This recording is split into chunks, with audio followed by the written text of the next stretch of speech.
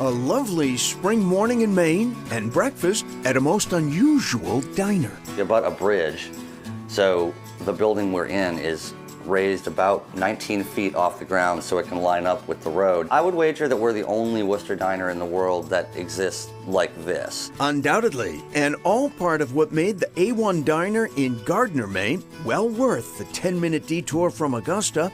In place here since 1947, it's seen a lot of changes. It used to be the kind of greasy spoon, ashtray on the counter place that you would expect in the 50s and 60s, but it's transitioned and evolved, and the menu has as well.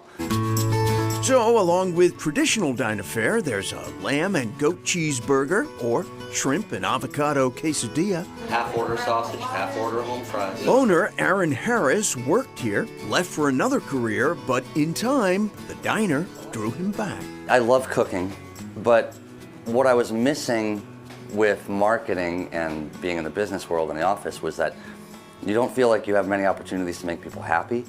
So here, if someone comes in 45 minutes, you can make their day better. And I've been coming here 25 years off and on.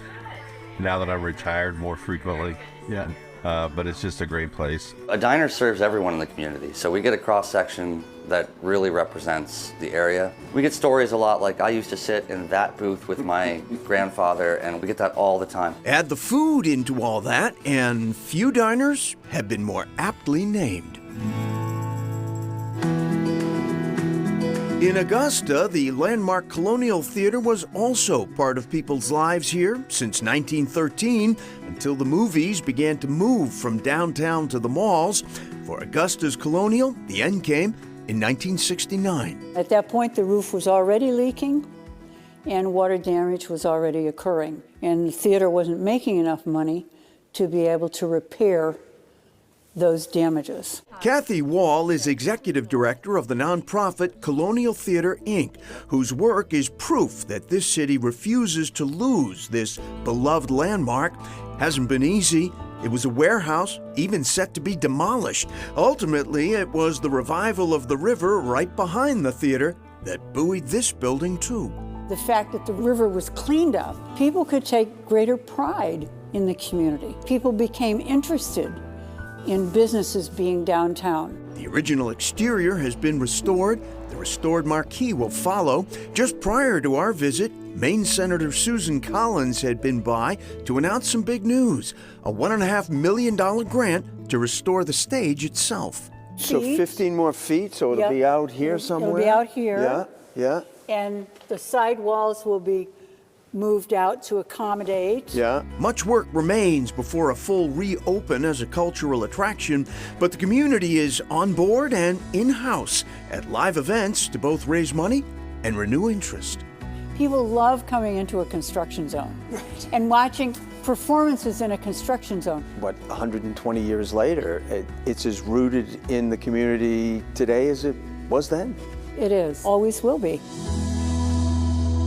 Only a block from the theater, more proof of the river's revival. I'm a little long. Mill Park and its increasingly popular pétanque courts. If somebody doesn't know anything about it, I tell them it's the greatest sport nobody ever heard of. We brought it here into Maine 13 years ago. Ray Fecteau fell in love with pétanque on a trip to France. I came back, I built a court at the house.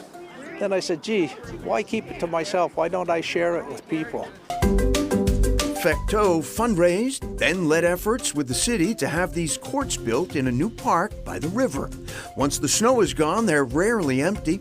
Similar to bocce, slightly smaller ball, all about less is more, and easy to see the lure. It's a simple game, and that's what's so much fun, that anybody can play. You know, old people can do it, young people can do it.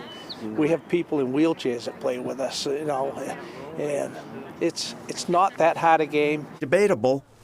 Oh, no, it took a bad turn. Just like my golf game. Oh, nice shot, Captain John. The regulars here clearly love the game, this group, and don't mind a bit of a commute to get here. How far do you drive when you come down here and play? About 2.25 hours. You can be 6 years old or 80 years old. Everybody can play. So it's a game that's open to literally everyone. You're not thinking about what's for supper, what, any work or anything like that. You're in the moment. Not a bad place to be, even if you are the worst player there. Okay, Your arm went in this way.